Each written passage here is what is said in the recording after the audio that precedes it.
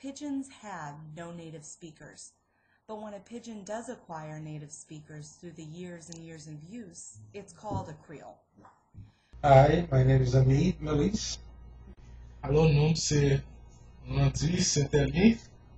Okay, my name is Max Leguer. I'm from Haiti.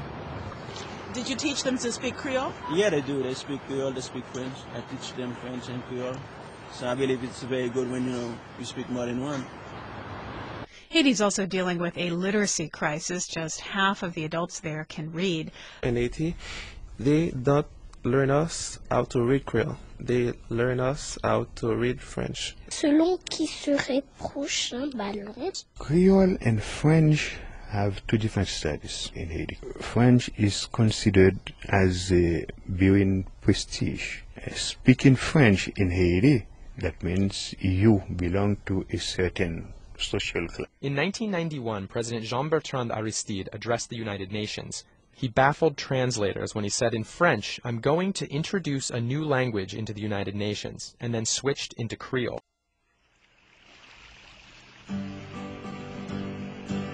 Haitian Creoles are one of the more popular languages spoken in the United States today, and is also one of the official languages of Haiti. But what exactly is a Creole?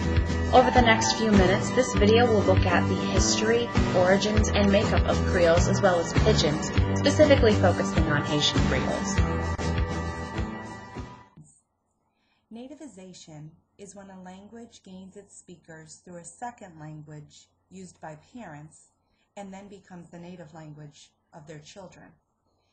Pidgin is sort of an impromptu language that uses words and sounds and body language between or among groups, like tradespeople, for example, that don't share a common language. So, Creole is a nativized.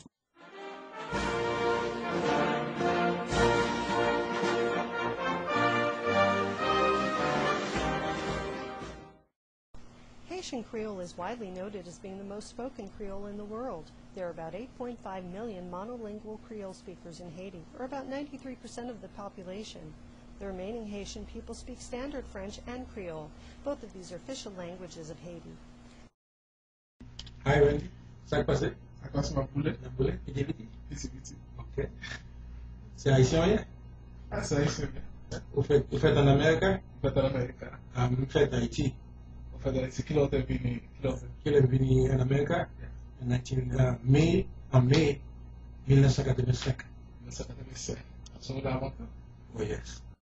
This Creole began when African slaves arrived on the island of Saint Domingue, which is now Haiti. Because slaves came to the New World from all over West Africa, they spoke many languages which were not mutually understandable. Native Taino-Arawak Indians were also forced to work under French laborers who spoke various informal dialects of French. The plantation owners and supervisors spoke a more pure form of French. African, Native American, Common French, and Standard French all came together into somewhat of a rudimentary language, and a pidgin was born. As the colonies prospered and more slaves were imported to work in the growing Caribbean farming industry, there were new people trying to learn this pidgin. Soon an evolution took place, and another and another. Eventually, everyone born in Haiti, including the French elite, were speaking what was by now a language. Despite Haiti's revolution from France in 1804, when it became the first black republic to declare its independence, it wasn't until the second half of the 20th century that Haitian Creole was recognized as an official language of Haiti. Amazingly, Creole wasn't allowed to be used in schools until 1979. This language isn't just confined to Haiti, by the way. There are about 3.5 million Haitian Creole speakers in other North American and Caribbean countries.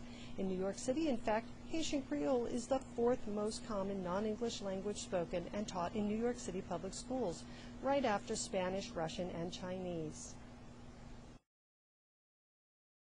English, which is the third group, the group who were born here, their parents don't necessarily, they never necessarily, they haven't been to Haiti, but they only learned Creole through their parents. So they would say, "Oh, ça qu'a fait garçon ou connaît papa." You know, it wouldn't be so smooth. It'd be more technical, you know, because they can't necessarily say it as smoothly because they weren't born in Haiti. Yeah. And so if they go to Haiti, maybe they can get it a little bit more smoother, maybe sound more, but that's generally that's a difference. And they speak perfect English, but when they speak Creole, Haitian who's from Haiti, will know automatically that they're just Americanized. The French Creoles are said to have originated out of their European colonial origin. The substrate, also known as non-European languages, have been transferred from the substrate language to the Creole, or are preserved from the substrate language in the Creole through the process of relaxification. Naturalist and developmental hypotheses say that Creoles start as Pidgins, but need 3 languages to form, with one being dominant over the others. As a reminder, Pidgins are simple languages that were created through improvisation between speakers of 2 or more non-intelligible native languages. It's interesting to note that Pidgins can become full languages over the course of a generation, but Creolization is the stage when the Pidgin language develops into a native language. The universalist approach notes the different process during the transmission of language from generation to generation and from speaker to speaker. And the final explanation is Hall's notion of the Pidgin Creole lifestyle, which argues that Creoles share more grammatical similarities with each other than with the language in which they derived from. European colonial powers regarded Creole languages as simple dialects of one of the parent languages. Linguists now argue that Creole languages are not inferior.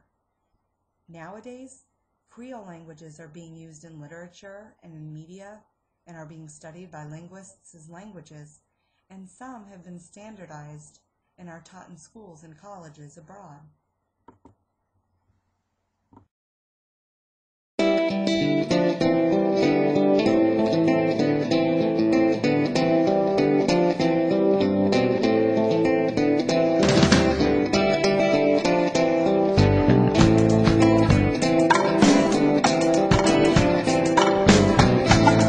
How come I stay you go? Cause what's going when came? How come you come no go?